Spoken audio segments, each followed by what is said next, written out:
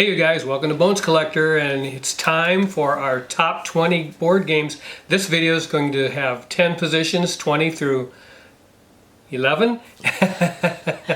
And I'm very excited about the games that we have in this list, but before we get started, I want to refer to the last video. In position number 21, we had Kramer and Kiesling's games, and we had a corrupted file in that video. It took us days to figure out what the problem was, and in doing so, when we were resetting up the video, I forgot one of the games, the Kramer and Kiesling's, that should have been in that segment, and that was To Call.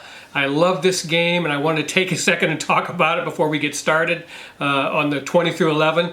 Okay, so To Call is a wonderful area control game, and the reason I love it so much is because you actually feel like you're blazing a path through the jungle as you're laying those tiles out, and that jungle is appearing before you, building up those temples, trying to get your guys around those temples to have the majority so that you can score them. And I have such a good time playing this game. It doesn't matter to me that it takes the full 90 minutes. Generally, Lori and I won't keep games that require a 90-minute playtime, but this one is worth it. It just flies by when you're playing, and I enjoy it so much that I don't pay any attention to that 90 minutes because it goes by so quickly. This edition is by Super Meeple, and it's the one that I would suggest if you can find it to get this. And this was the first game in their Mask trilogy, it was called, of Cusco and Mexicana. The other two, we love this one the most, and that's To Call. And now let's get started with 20 through 11. Here we go with positions number 20 through 16 first, and I'm going to talk about them one at a time because I'm in love with these games, obviously. And the first one I want to talk about is the Isle of Cats from Frank West. Lori and I did crowdfund this game back when we did crowdfunding, and I kind of trusted what was happening on crowdfunding. Isle of Cats is a hand management polyomino tile laying game, and in it you will be doing exactly that. You're going to have a hand of cards, you're going to draft back and forth, and that's the secret to doing well in Isle of Cats, is that managing that hand of cards, choosing your cards wisely, getting cards that work well together, that kind of thing. And then you're going to be purchasing cat tiles and placing them on your player board, which is a deck of a ship, and you want to cover up that deck in a certain fashion, you know, groups of family cats together and things like that. You'll have various scoring opportunities or specific scoring patterns that you must do on that deck of that ship in order to score points. And covering up rats, I mean, there's just some really cool stuff going on. The first time we played it, I wasn't quite sure about it, but with repeated plays, it became apparent this was a thing of beauty, and we love Isle of Cats. And we've played other games by Frank West, and none of them come close to this game because it is such a fabulous time. Lori and I just adore this game. It's super fun. All right, that was position number 20. In position number 19, I have two games from Kramer and Kiesling, Savannah Park and Caldera Park. Now, these two games are quite recent. I think Savannah Park, 21, and I think 22 was Caldera Park. Yeah, back-to-back years these games came out. So I wanted to talk about them because they're kind of similar, but different enough that you can have both of them in your library of games. Okay, so in Savannah Park, you have a player board that's going to have a bunch of animal tiles on it, all face down, and you'll select one, and the other players will all have to select that same tile, and you turn it over, and you can't place it where you took it from. You have to place it on a new spot on your board, and it's a different color on each side so you know which tiles you've used. And that one simple mechanic makes a whole game as you try to figure out how to get those animal tiles together near watering holes. So as you're placing those tiles back down, you have bushfires you have to be aware of. And if there's a 2-bush fire, you can't have any animal tiles around it that have 2 animals. And a 3-bush fire can't have 3 animals around it, and so forth. So it's just a very thinky, small game that takes about 20 to 30 minutes to play. And it's one of those games that once you finish it, you go, oh my gosh, I could have done so much better. Let's try it one more time. And then you'll play it again, and you'll say, I could have done so much better. Let's do it again. It's very quick and super fun. That is Savannah Park by Kramer and Kiesling. And then again, we want to talk about something similar called Caldera Park. And they came out with it the very next year. And I thought to myself, and I actually had this, I was like, why would they do that? I mean, it's got almost the same name. It's got almost the same look. How dissimilar could it possibly be? So I watched it played and figured out it's pretty dissimilar from Savannah Park enough that I want to get this game. And the thing is, in this particular game, you have to worry about the weather. And that makes it so different. And not only the weather, but you have a separate central board where you're going to have to make a selection. On the central player board, you have a picture of each of the animals, and you will take turns pushing those up to different areas, and you have to play your animal in that area. And so that makes it so much different. Plus the weather tiles that you're going to use on your player board make it so much different from Savannah Park.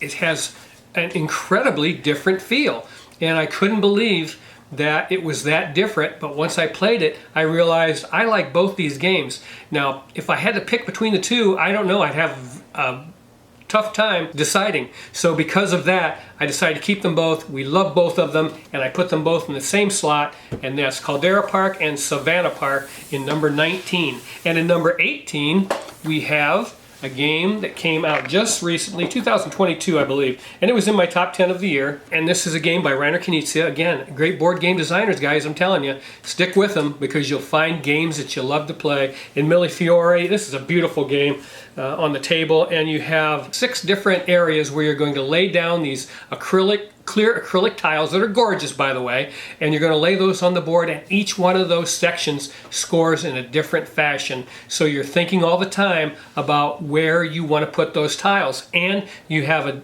some cards you're going to deal with, and you have different ways you can use the cards depending on your strategy for your particular game. But Millefiori came out again just recently for 2 to 4 players, and we can play this in an hour, 2-player, and it looks fine when Lori and I play this game at 2, but if you have more players, of course, you got more colored tiles on the board, so it looks even better when you have more players. But the game plays fine at all player counts, 2 to 4, and you in a 2-player game you can get it done in 60 minutes, which we love. And the publishing was a wonderful job by, who is this, Schmidt Games? Yeah, DeVere and Schmidt Games. Just an excellent board game, and it comes in at number 18 on our Ultimate Top 100 board games. All right, at number 17 is a game that we played long time ago, and we've had it forever, and that's Rudiger Dorn's Istanbul. Now, I already did a section of Rudiger Dorn's games earlier in this video series and talked about what a great board game designer he is. This game, I believe, won the Spiel des Jahres that year, and it deserves it. Folks, this is just so much fun as you move around this market in Istanbul and try to be the first player to gather 6 gems. And you have a stack of workers, and you're going to drop those off as you move around the board, and that becomes such a great mechanic when you're playing Istanbul, to try to get to the place you want to be and formulate how you're going to do it with your workers. And it's an outstanding game that, again, 2014 Spiel des Jahres winner. I guess that's right there on the front of the box. But Lori and I have kind of tricked this game out a little bit. We bought some acrylic overlays. Yeah, we also have an expansion for this game that we used all the time, and that was the coffee. Was it called coffee? Mocha and Bakshish. Mocha and Bakshish. And there is another expansion for this game we've never played, but we always played it with Mocha and Bakshish with the base game when we first got it because they were both on sale. So we bought both of them, and that's the way we always played it. And then one day when we got it out, I said, hey, let's just play the base game, because that won the Spiel des Jahres, just the base game. There must be something there. So we played it, and lo and behold, I said, that was just as good as playing it with the expansion. I don't know which way I like it better. It's a close call, and I found that fascinating because before I had never considered just playing the base game because we always played it with the expansion. And after playing just the base game, I thought to myself, wow, that was incredible, and it's just as good with just playing the base game with no expansions. Different decisions. Yeah, just different way to play it. And if you pick this game up and you don't have any expansions, you're fine. If you have a lot of board games, you'll revisit this, once every month or once a year. But it's outstanding and it's fun every time we play it. we have fallen in love with Istanbul by Rudiger Dorn. Okay, now number 16 is another new game. There's some of these games. 2022, I said, was a great year for board games. In Merchants of the Dark Road, oh my gosh, this game is gorgeous. First of all, on the table, the art is from Andrew Bosley. Has a solo variant in it, so you can play it by yourself, and it takes an hour, 2-player. But everything in this game is gorgeous. The game is designed by Brian Shure, but in this game, you have a rondel of worker spaces here, and you're going to move your carriage around to those spaces, and each one of them, you have to make a choice of which action you want to choose. I think there's 2 available places in regard to that one space. So you have to choose which one you want to use on your turn. And on your player board, on your player mat, which is a wagon, by the way, which is really cool, you have a polyomino thing going on where you're laying treasures that you've gotten, and you're trying to lay those in your wagon. Not to mention, on your wagon also, you have dice that you're going to use, a dice bumping mechanic, in order to select the actions you want to take. You know, it's a light game, but there's enough going on in it that makes it so much fun to play, and just enough complexity that Lori and I have fallen in love with this game every time I play it. And I want to say this about Brian Shure, the designer. He has a talent and a skill for making the mechanics fit the theme of the game. He has 2 fishing games out. One was called Freshwater Fly, and the other one is Cold Water Crown. And you feel like you're fishing in those games. And he did a great job bringing that theme to life with the mechanics and the way he used them in those 2 games. But he also did that in Merchants of the Dark Road. I feel like I am actually a merchant in this universe when I'm playing this game. And this is a deluxe copy. If you can get your hands on it, there's a lot of them out there. The components and everything in this game are just gorgeous. And if you can get your hands on the silk purses and the metal coins in this game, they elevate the game also. And in the game, in order to win, of course, it's whichever is least, your money or your points. So you're trying to score points and gain money and trying to keep them as even as possible, because the least amount of whatever one you have is going to be your final score. And other games have used that, but he did it well in this game. And I absolutely love the game that we have at number 16 in our Ultimate Top 100 Board Games videos, Merchants of the Dark Road by Brian Shure. Okay, here we go with the rest of our 20 through 11 board games in this video series. And the first ones I want to talk about is the games that are in position number 15, and that are these 3 card games. And these are the best card games out there that you can get, you guys. These 3 games are perfect in their design. There are so many good card games out there, good ones, and I have more than just these 3. But when it comes to being perfect in their design, and just because of the way these games play, they call you constantly to replay them. And let's talk about them one at a time. This one is called Hanama Koji. It's an I split you choose mechanism. Absolutely so much fun. I can't believe the first time I played this game I was hooked. Lori and I, whenever we get any one of these 3 games out, we'll just play them over and over again. And Hanama Koji, you're trying to get these geishas to be favoring you. And it's so much fun to try to do that with the mechanic of I split you choose. You have 4 action tiles that are all different. And once you use that action for that round, you turn that action tile over, you can't use it again. And you're trying to choose which one of those actions and when to use it. Those 4 actions, you're going to use all 4 of them in every round, and you get to choose when. And I don't care which you choose. At the end of the round, you go, I should have done that other action. Oh, I should have done that other action first and then done that. Darn it. And then it happens to you every time. And that is a sign of a great game, because no matter what you do, you'll think, I should have done that other thing. But I just love Hanama Koji. I talk about it all the time. It's such a great game. The next game is by Dr. Steve Finn, and Dr. Steve Finn has made a bunch of board games that we've played over the years, but Biblios is the king. And this game is so much fun. Everything about it, the production, it's for 2 to 4 players. Oh, by the way, Hanama Koji is 2-player only. But this game plays in a half an hour for 2 to 4 players, and you are simply trying to manipulate the value of 5 dice on this little board. And you do that by having set collection in the cards that you're going to receive and through church cards that you're going to get. And there's 2 different steps to this game where you're trying to put together set collections and then using church cards. And it has a magnetic closure. Don't you love that? Oh, I mean, we love this game, Biblios. And I don't know how many times one of us has not been feeling well, couldn't get out of bed for whatever reason, whether it was a flu or a bad cold, and we bring this in and put it on a TV tray and sit there and play Biblios. What an outstanding game this is. It's a must-have for your library by Dr. Steve Finn. Mandala is a game designed by Trevor Benjamin and Brett J. Gilbert, who have designed some amazing board games. You can look them up on Board Game Geek and just check out all the games that they've designed that are fantastic. But in Mandala, one of the things I do like about this game, by the way, is it comes with a linen board.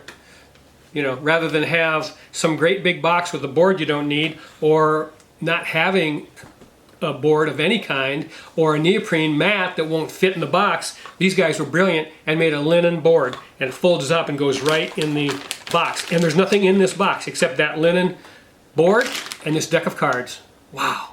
I mean, if people think to have a brilliant or an amazing board game, you have to have components spread out all over the table with 106 miniatures available to you. But not so, folks. This game is so addicting, Mandala, that once you play it, you won't stop. And this is a 2-player only game also. And in this game, you're simply going to be playing cards. Play them either in the mountain or in the field. Once those resolve, which is each one is called a mandala, and once that mandala resolves, then you'll take a card and put it in the river. Whatever is left over of that particular card will go into the cup. And then of course, all those cards in the cup will multiply times what you had in the river, and that's how you score in this game. And it's a game you'll play again over and over, as all 3 of these games are. These games are just perfect. This is board gaming perfection in a small box, and these must be in your library if you like to play games. You will be addicted to these, I dare say, more than any other games you'll play, because they're so simple to set up, to learn, and to play, and they make you think every step of the way. And that's Hanamakoji, Biblios, and Mandala in position number 15 in our Ultimate Top 100. In position number 14 in our Ultimate Top 100 is a game by Reiner Knizia. And Reiner Knizia, again, of course he did Millefiori in this same segment. And then I did a special segment in another video of a bunch of other Reiner Knizia games that we're in love with. But wow, what an eclectic and amazing board game designer this guy has been throughout his life. To not give him the props that he deserves is just sinful. The guy is incredible. We love playing Ra, and this is the Pharaoh edition. We found it at our game store up here called The Haven, and we were lucky to find a copy of this deluxe edition. And it has metal tablets for the coins. This game won't be for everybody because it's a lot of luck. You're drawing tiles out of a bag. Anytime you're doing that, there's luck involved. But you know what? I don't care. Read my lips. It's still amazing. It's amazing how you can place those tiles in such a way to score the most points that you can possibly score. And then it also has these tiles that are going to give you your position when you're bidding. So when you bid or take tiles from the center board, you're going to take that particular tile off of there and it becomes yours, and you're going to put yours up on that board, and then the next player that takes those tiles will take that one. And those tiles are numbered in position, so that's the way you're going to bid. And of course you want the ones that are the higher number because you want to be able to outbid people. So it's so much going on in this game that it kind of overshadows any kind of luck that's in the game because it's so much fun. And we enjoy this package very much, and it was a reprint. We never did have Ra. Did we play it? We played it at a convention. Yeah. We didn't care for the components. Yeah. But once this package came out, we revisited Ra and fell in love with it. I mean, we brought it home and started playing it. I think when we brought this home, we just played it all day, didn't we? We just kept playing it over and over again. Our grandson played it with us too. Yeah. And he liked it. So, I mean, it's just a fabulous game, and that's Ra by one of the best board game designers ever. The art is by Ian O'Toole. For 2 to 5 players, if you can find this game, you'll love it. And again, the reprint was just done by 25th Century Games. This is the deluxe edition, and then there was a regular retail edition, which is super. I mean, I've seen copies of it, and it's fine. And that is position number 14 in our Ultimate Top 100 Board Games list, Ra. Game number 13 in our Top 100 is a game that never gets talked about, ever. Quadropolis, from Days of Wonder. And I tell you what, the designer's name is Francois Gandon, and this game, the first time we played it, we couldn't believe how much fun this game was, and I can understand why it's not that popular. First of all, the art on the cover reminds you kind of Chimera Station, and was there another game? Looks like a kid's game. Yeah, it looks like a kid's game. And My Farm Shop by Rudiger Doran had the same type of problem where you look at it and you think, that just looks goofy. Looks like a kid's game. Chimera Station, same thing. Looks goofy. Looks like a kid's game. The artwork and so forth. And then you get into the heart of this and you tell yourself, wow. You forget all about the prejudices you had because of the artwork. Because this game is absolutely amazing, and it has so much variability in this box because each player board has another side that's a little more difficult. And the base game itself is amazing and difficult. When you flip that over and do the more difficult side, it's amazing and even more difficult. But this game is so wonderful. I bought a copy for my sister, and I saw a copy up at the Haven for sale for $5, I think. Yeah. I mean, hadn't been used. I just wanted to buy it and just go hand it out to somebody. I mean, $5, and it's so much fun from Days of Wonder. The usual wonderful Days of Wonder production, where you have a nice insert that holds everything in the box, as you can see there, and you're simply going to be building your city on your player board. And each player has one of these cards that tells them how to score each particular type of tile, and placing them on your board is the magic, because there's only a certain way you can place them, and then you start to run out of room, and that becomes a problem. And then just selecting tiles from the central market, and that mechanism in itself is awesome, because you have architect tiles that you're going to use in order to dissect where you're going to take that tile from, and that is so much fun. It is so much going on in this game, and then to score them at the end you have to have a certain number of meeples or energy tokens on them. So oh my gosh, this game, I'm telling you, I haven't played anything that came out in 2023 that's as good as Quadropolis. I'm going to tell you that right now. If this isn't in your library, you need to get the opportunity, go to your game store, see if they'll let you play a copy, or if you can go to a convention and play it, you'll be hooked. This is one of the best puzzle games, and it is my favorite game from Days of Wonder, and that's Quadropolis. Okay guys, here we go with the number 12 position in our Ultimate Top 100 Board Games, and it's a game that I absolutely adore, by Stefan Feld, called Carpe Diem, Seize the Day. That's what you're doing in this game, and this is one of those times when Alea Games actually produced a nice game. The production was very good in this game. There's quite a bit in the box, even though there was a little faux pas with the tiles, but we put some dots on them to help that out. But in this game, each patrician or person that you're going to be controlling is making tile selections off a market board, off the offer board, and there's a certain way you have to move that patrician around that board to do that selection. And then you have different landscape tiles, different dwellings and markets and so forth. So on your player board, you're going to be laying down those landscape tiles and those dwellings in a certain fashion. They have to be put down in order to score them. Plus, it has a frame around your board, and it's going to have iconography on that frame that's going to tell you what scores according to that line.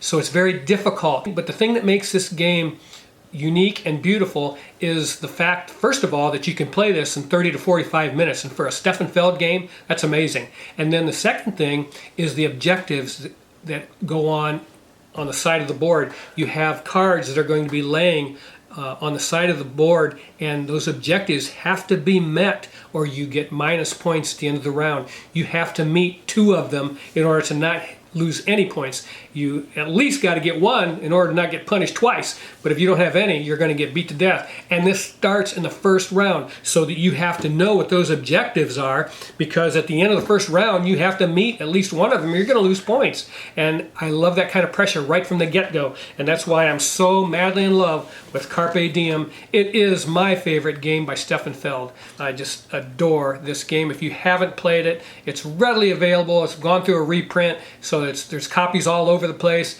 And it's one of those games, again, because of the complexity of it and the time frame that you play it in, which is 30 to 45 minutes, it just is pure magic. And I really compliment Stefan Feld. This was my #1 game from 2018. The #2 game from 2018 was Forum Trajanum. Both games that year, in my opinion, were by Stefan Feld. Both games in 2018 were the top 2 games of that year. This comes in at number 12 in our Ultimate Top 100 board games list. It's my favorite by Stefan Feld. Okay, at number 11 in our Top 100 board games is Dixit. Now, Dixit is a game that's been out there for a while, but I have to say this. This is the only game in our Ultimate Top 100s video, all the videos that we've done, that has to have a minimum of 3 players to play. And we usually don't keep games that have a minimum 3-player limit. But in the case of Dixit, it was just a must, because this game is so much fun for us. We've played it more times than any game in our library. We've worn out the box. I mean, we've got several expansions, don't we, in there? I think there's 3 or 4. 3 or 4 expansions. But our grandkids love this game. It's one that you can explain to people very quickly. They catch on very quickly. You kind of had to be a little bit extroverted to play the game. You're not totally putting yourself out there like some games, charades. You know, I don't like playing charades because you're out there on an island, you know, trying to give clues. It's not like that. You're giving a clue when you're playing this game, and you hope somebody guesses another card and somebody guesses your card. You don't want everybody guessing your card, so you don't want the clue to be obvious. So you want to think of a word that's not so obvious, and then hope somebody else guesses the other cards, but at least one person has to guess what card you're going to play for the clue that you gave. And so much fun in this box is available to families. This game is so accessible for everyone. It comes in at number 11. It deserves it. This is absolutely one of the most fun games you'll play in a group situation. Again, it takes a minimum of 3 players, and when we have our grandkids over, it's just a game we drag out and everybody gets into it. We just love playing it. It's so fascinating to hear some of the clues that people use, and you have to think about, when you're giving that clue, will someone guess my card from that clue? You want them to, but you don't want everybody to guess it. So it has to be a little bit obscure, you know, and then you have to ask yourself, are there other cards in the other player's hands that are going to resemble the clue I gave? Because that's what you're looking for also. You want there to be some decision making there. You know, like a word would be maybe fear. You know, maybe that's a clue word, fear. You know, you've got a person on your card that looks like they're fearful, where you're hoping that other players also have cards that there's something fearful on that card, and when they're laid down on the table, you just want one person to guess your card. You know, or even 2 or 3, but not everybody. So you see how that works. But gosh, I go on all day about Dixit, and this is the new one. This is Dixit Disney. Yeah, Dixit Disney, and this is probably going to go to our grandkids because, again, they just love this game. But we've worn this game out. We've played this more than any game in our library because it's easy to teach. When we get people over in a social situation, it's something you can drag out, say, here's how it works, and then everybody plays it. A lot of times people are kind of introverted and they feel intimidated by playing a board game, and when you drag this out, they have to kind of be a little bit social and think of words in front of everybody as a clue. Sometimes people will be a little bit shy. A shy person may struggle a little bit, but not that bad. This isn't one where, again, you're going to be out there in like you're doing charades or something, or what is it, Pictionary, where you're drawing a picture. So it's not that bad. So we enjoy this game because I'm kind of shy myself, and I don't really like those kinds of games, but this one I adore, even though most of the time I've won this game before, but I'm like 2 wins in 100 tries. So I'm not very good at it, but every time I play it, the whole table's laughing. We're having a good time, and that's why Dixit comes in at number 11 in our ultimate top 100 board games list. Okay guys, that was our latest 10 positions, 20 through 11 on our ultimate top 100 board games list.